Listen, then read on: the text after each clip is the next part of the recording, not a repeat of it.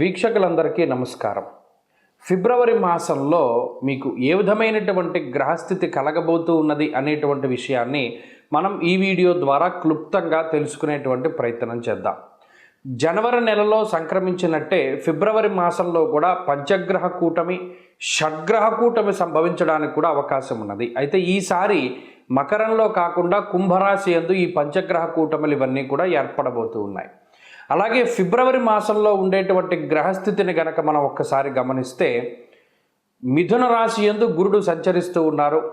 అలాగే సింహరాశి యందు కేతువు యొక్క సంక్రమణం జరుగుతూ ఉన్నది, కేతువు సంచరిస్తూ ఉన్నారు.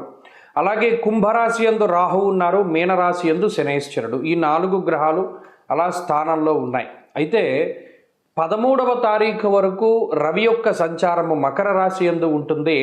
13వ తారీఖు తదుపరి రవి యొక్క సంచారము కుంభరాశిలోకి వెళుతోంది. ఇది ఒక్క విషయాన్ని మనం పరిశీలన చేస్తే కుంభరాశిలో ఇప్పటికే రాహు యొక్క సంచారం ఉన్నది. ఈ 13వ తారీఖు దాటాక రవి కూడా కుంభరాశిలోకి ప్రవేశం చేయబోతూ ఉన్నారు. రవి రాహువులు కలిసి ఉండడం వల్ల అది పితృదోషకారకంగా మనం చెప్పుకోవచ్చును. జనరల్గా అయితే రవి రాహువు కలిసినప్పుడు సూర్యగ్రహణాదులు ఇవన్నీ ఏర్పడుతూ ఉంటాయి. అయితే ఈసారి మన భారతదేశంలో ఏ గ్రహణాలు కూడా ఇప్పుడు కనబడడం లేదు. కాబట్టి గ్రహణ సంబంధమైన విషయాలపై మనం భయపడవలసినటువంటి అవసరం లేదు. కానీ ఇక్కడ రవి రాహువులు కలిసి ఉంటే పితృదోషము వస్తుంది. ఈ 13వ తారీఖు తదుపరి ఫిబ్రవరి మాసంలో ఎవరైతే జన్మించబోతూ ఉన్నారో ఆ శిశువుల పైన ప్రభావం పడుతుంది. అందువల్ల ఎవరైనా ఫిబ్రవరి మాసంలో ఏదైనా సిజేరియన్ ముహూర్తాలు వీటి గురించి అడిగేటువంటి వాళ్ళు చాలామంది ఉంటారు. వాళ్ళకి సూచనప్రాయంగా ఒక మాట ఏమిటి అంటే 13వ తారీఖు లోపులో వీలుంటే కొంచెం పరిస్థితులు అవి సానుకూలంగా ఉంటే ఈ సిజేరియన్ అవి కూడా ముహూర్తాలు మీరు చేసుకోవచ్చును. 13 దాటిన తర్వాత రవిరాహువుల యొక్క కలయిక వల్ల పితృదోషం అనేటువంటిది ఏర్పడుతూ ఉన్నది. అలాగే ఈ పంచగ్రహ కూటములు, దేశారిష్ట యోగములు ఇవన్నీ ఏర్పడుతున్నాయి కాబట్టి అది కొంత జాతకం మీద ప్రభావాన్ని చూపెడుతుంది. కాబట్టి ఆ విషయాన్ని దృష్టిలో పెట్టుకోవాలి. మరీ కాంప్లికేట్ అయిపోతే మాత్రం అంటే ఈ లోపులోనే చేసేసుకోమని కాదు. ఏమన్నా అవకాశం ఉంటే మీకు అవకాశం ఉంటే 13 లోపులో ఈ సిజేరియన్లు ఇవన్నీ కూడా చేయించుకోవడం ద్వారా పితృదోషాదులు రాకుండా ఉంటాయి. ఇది ఒక ప్రధానమైన విషయం. ఇది మీ ఆరోగ్యాన్ని బట్టి ముందుకు వెళ్ళండి, దీంట్లో ఇబ్బంది ఏం లేదు. ఇంకొకటి ఏంటి అంటే శుక్రబుధులు కూడా కుంభరాశి అంతే సంచరించబోతూ ఉన్నారు. అంటే ఇక్కడ 4 గ్రహాలు, రాహుగ్రహము, రవిగ్రహము, శుక్రగ్రహము, బుధగ్రహము, వీటితోటి చంద్రుడు కలిసిన లేదా ఈ మాసం చివరిలోనే కుజుడు కూడా కుంభంలోకి వెళ్ళబోతూ ఉన్నారు. ఈ 5 గ్రహాలు వెరసి చంద్రుడితోటి కలిపి షడ్గ్రహ కూటమి కుంభరాశిలో ఏర్పడబోతూ ఉన్నది. కాబట్టి ఈ గ్రహస్థితి వల్ల ఈ మాసంలో అటు దేశకాలమాన పరిస్థితులు ఎక్కువగా ప్రభావితం చెందబోతూ ఉన్నాయి. దేశారిష్ట యోగం అనేటువంటిది పట్టబోతూ ఉన్నది. ఎందుకంటే అటు కుజరాహువుల యొక్క కలయిక, అలాగే రవి రాహువుల యొక్క కలయిక ఇవన్నీ కూడా దేశారిష్ట యోగాలుగా చెప్పబడ్డాయి. ఈ సందర్భాల్లో ఎక్కువగా అగ్ని ప్రమాదాన్ని సూచించేటువంటి విషయాలు, అలాగే వాయుతత్వ రాశి యందు ఈ గ్రహస్థితి ఏర్పడుతూ ఉన్నది. కాబట్టి అతి వేగంగా వీచేటువంటి గాలుల వల్ల కానీ లేదా గాలి ద్వారా స్ప్రెడ్ అయ్యేటువంటివి ఏమైనా ఉంటే గ్యాస్ ద్వారా వచ్చేటువంటి విపత్తులు లేదా అగ్ని సంబంధమైనటువంటి విపత్తులు, వాయు సంబంధమైనటువంటి విపత్తులు ఏర్పడడానికి అవకాశం ఉంటుంది.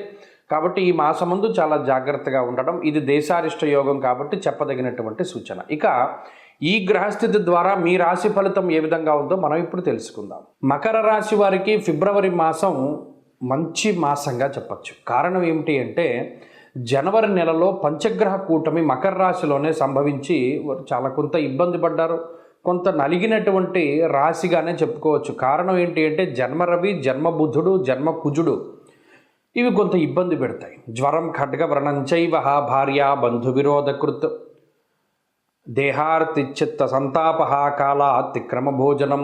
శాస్త్రంలో చెప్పినటువంటిది రవికుజ బుధులు జన్మరాశి స్థితిలో ఉన్నప్పుడు ఆలోచించేటువంటి టైం ఇవ్వరు, అనాలోచితమైనటువంటి నిర్ణయాలు తీసుకుంటారు, శరీర ఆరోగ్యాన్ని పాడు చేస్తారు, కాలాన్ని అతిక్రమించి భోజనం చేస్తారు, ఒక ప్రణాళికాబద్ధమైన జీవనం ఉండదు.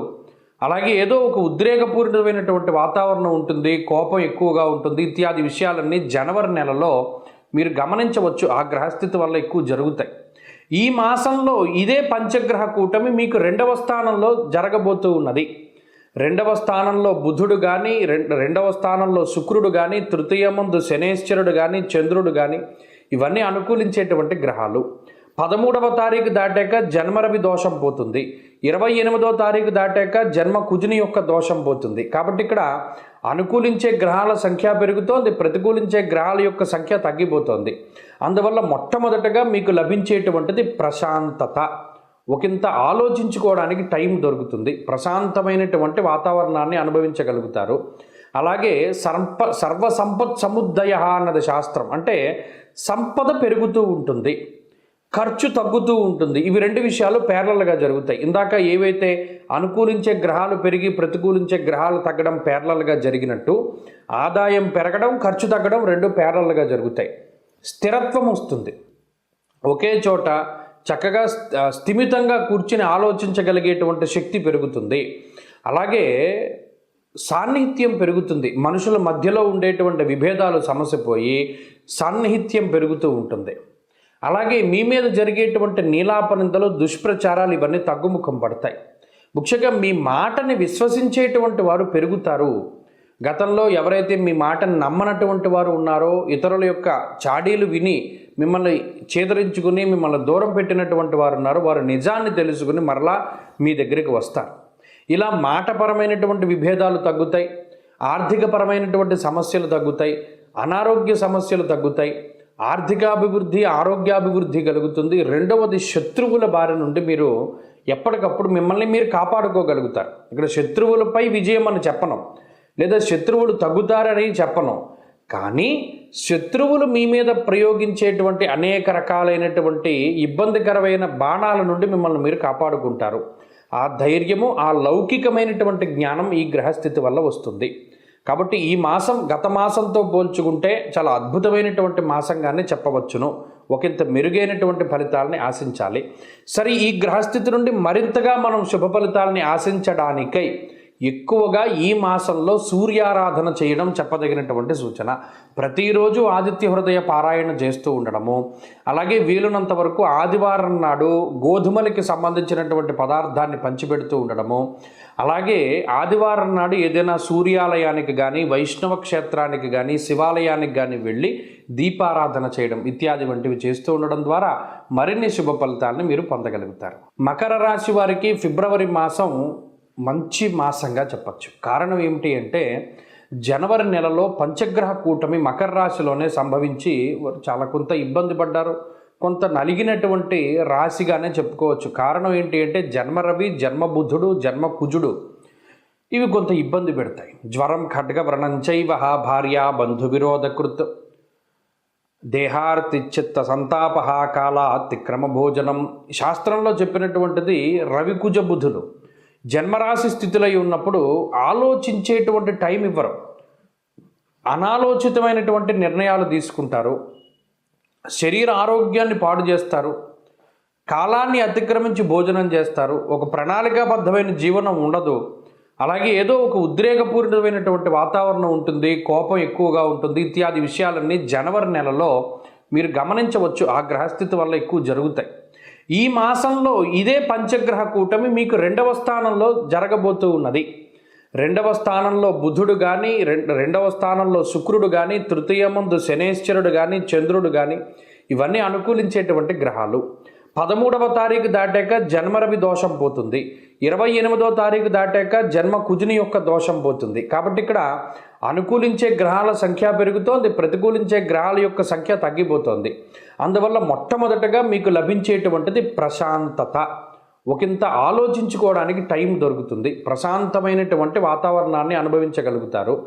అలాగే సర్వ సంపత్ సముద్దయ అన్నది శాస్త్రం. అంటే సంపద పెరుగుతూ ఉంటుంది, ఖర్చు తగ్గుతూ ఉంటుంది. ఇవి రెండు విషయాలు ప్యారలల్గా జరుగుతాయి. ఇందాక ఏవైతే అనుకూలించే గ్రహాలు పెరిగి ప్రతికూలించే గ్రహాలు తగ్గడం ప్యారలల్గా జరిగినట్టు, ఆదాయం పెరగడం ఖర్చు తగ్గడం రెండు ప్యారలల్గా జరుగుతాయి.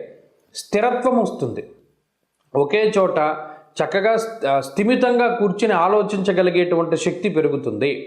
అలాగే సాన్నిహిత్యం పెరుగుతుంది, మనుషుల మధ్యలో ఉండేటువంటి విభేదాలు సమసిపోయి సాన్నిహిత్యం పెరుగుతూ ఉంటుంది.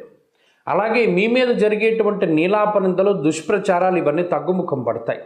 ముఖ్యంగా మీ మాటని విశ్వసించేటువంటి వారు పెరుగుతారు.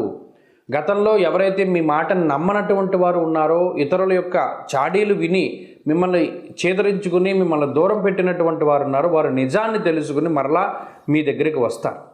ఇలా మాటపరమైనటువంటి విభేదాలు తగ్గుతాయి, ఆర్థికపరమైనటువంటి సమస్యలు తగ్గుతాయి, అనారోగ్య సమస్యలు తగ్గుతాయి, ఆర్థికాభివృద్ధి ఆరోగ్యాభివృద్ధి కలుగుతుంది. రెండవది, శత్రువుల బారి నుండి మీరు ఎప్పటికప్పుడు మిమ్మల్ని మీరు కాపాడుకోగలుగుతారు. ఇక్కడ శత్రువులపై విజయం అని చెప్పను, లేదా శత్రువులు తగ్గుతారని చెప్పను, కానీ శత్రువులు మీ మీద ప్రయోగించేటువంటి అనేక రకాలైనటువంటి ఇబ్బందికరమైన బాణాల నుండి మిమ్మల్ని మీరు కాపాడుకుంటారు. ఆ ధైర్యము, ఆ లౌకికమైనటువంటి జ్ఞానం ఈ గ్రహస్థితి వల్ల వస్తుంది. కాబట్టి ఈ మాసం గత మాసంతో పోల్చుకుంటే చాలా అద్భుతమైనటువంటి మాసంగానే చెప్పవచ్చును. ఒకంత మెరుగైనటువంటి ఫలితాలని ఆశించాలి. సరే, ఈ గ్రహస్థితి నుండి మరింతగా మనం శుభ ఫలితాలని ఆశించడానికై ఎక్కువగా ఈ మాసంలో సూర్యారాధన చేయడం చెప్పదగినటువంటి సూచన. ప్రతిరోజు ఆదిత్య హృదయ పారాయణ చేస్తూ ఉండడము, అలాగే వీలునంత వరకు ఆదివారం నాడు గోధుమలకి సంబంధించినటువంటి పదార్థాన్ని పంచిపెడుతూ ఉండడము, అలాగే ఆదివారం నాడు ఏదైనా సూర్యాలయానికి కానీ, వైష్ణవ క్షేత్రానికి కానీ, శివాలయానికి కానీ వెళ్ళి దీపారాధన చేయడం ఇత్యాది వంటివి చేస్తూ ఉండడం ద్వారా మరిన్ని శుభ ఫలితాలను మీరు పొందగలుగుతారు.